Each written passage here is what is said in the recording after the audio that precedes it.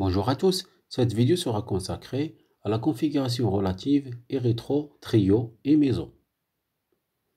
Les stéréodescripteurs érythro et trio sont utilisés pour distinguer les diastéréoisomères possédant seulement deux carbones asymétriques qui sont adjacents et portant deux substitutions identiques. La configuration relative érythro et trio est une ancienne nomenclature qui trouve son origine dans l'étude des sucres érythrose et triose. On va traiter le premier exemple où on va voir comment déterminer les formes érythro et trio en projection de Fischer. Dans cet exemple, on a deux carbones asymétriques, donc on aura au maximum 4 stéréoisomères. Il est à signaler que pour déterminer la configuration relative érythro et trio, il n'est pas nécessaire de connaître la configuration absolue R et S. Il suffit en fait de voir l'endroit où se trouvent les substitutions identiques. Quand les substitutions identiques se trouvent des mêmes côtés de la chaîne carbonée, les composés sont dits érythro. C'est le cas des composés A et B où on a les deux groupements hydroxyle des mêmes côtés de la chaîne carbonée verticale. Ici par contre, ces substitutions se trouvent de part et d'autre de la chaîne carbonée, ils sont dits trio. C'est le cas des molécules C et D où on a les deux groupements hydroxyle de part et d'autre de la chaîne carbonée. Donc au total, on a deux molécules érythro et deux molécules trio. Les composés érythro et trio sont des diastéréoisomères.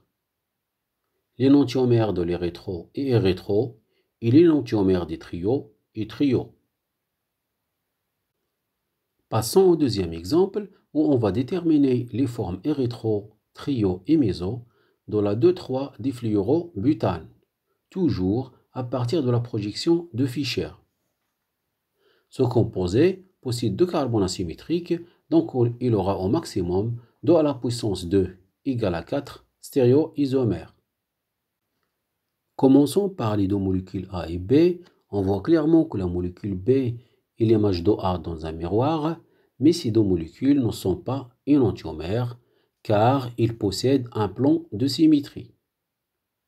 Les molécules A et B sont identiques car si on fait une rotation de 180 degrés de la molécule B dans le plan de la diapositive, on tombera sur la molécule A. Malgré que les deux molécules A et B possèdent les atomes de fluor des mêmes côtés de la chaîne carbonée, on ne dit pas qu'ils sont érythro, car la configuration relative érythro est désignée pour un couple d'énantiomères, tandis que dans notre cas, on a un seul énantiomère, A, qui est identique à B. C'est la raison pour laquelle on doit l'appeler l'isomère méso ou bien la forme méso.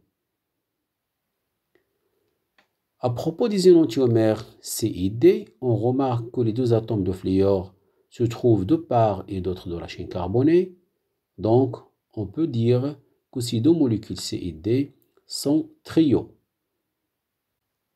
Au total, ce composé de 3-difluorobutane possède 3 stéréoisomères et non pas 4, puisque 2 sont identiques. Il possède 2 stéréoisomères trio et un méso. Maintenant, on va voir, dans l'exemple 3, la règle à suivre pour attribuer la configuration relative érythro, trio et méso, mais cette fois-ci à partir de la projection de Neumann. Cette règle n'a rien à voir avec celle adoptée pour la projection de Fischer. Commençons par la molécule A, possédant deux carbones asymétriques. Pour déterminer la configuration relative de cette molécule, on doit tout d'abord classer sur chaque carbone asymétrique les 3 substituants par ordre décroissant selon les règles de Kahn, Ingold et Prelog. Ensuite, on dessine le sens de défilement des groupes de chaque carbone asymétrique. Si les groupes défilent dans le même sens, la configuration relative est rétro.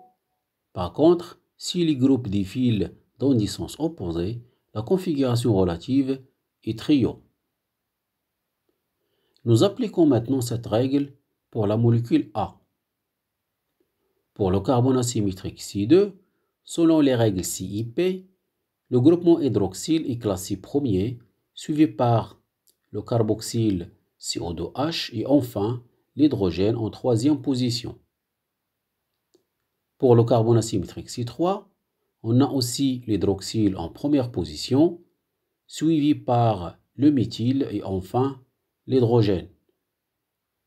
Les groupes d'hydrocarbones asymétriques défilent dans le même sens, donc la configuration relative de A est rétro. À propos de la molécule B, on remarque qu'il possède un seul carbone asymétrique, c'est celui en position 2. Donc, la molécule B ne possède pas de configuration relative, car, d'après la définition, il faut qu'il y ait deux carbones asymétriques pour parler des rétro et trio. Dans ce cas, on dit que la molécule B est ni rétro, ni trio, ni méso.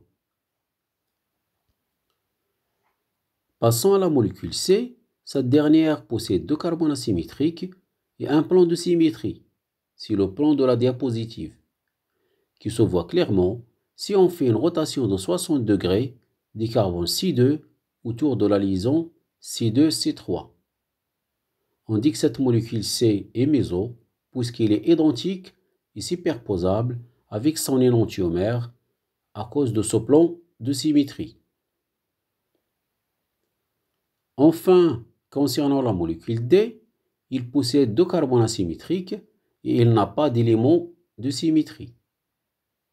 Donc, pour déterminer sa configuration relative, on peut appliquer la règle qu'on avait déjà adoptée pour la molécule A. Pour les deux carbones asymétriques C2 et C3, et d'après les règles CIP, l'atome du fluor est classé premier, suivi par le méthyle et ensuite l'hydrogène en troisième position.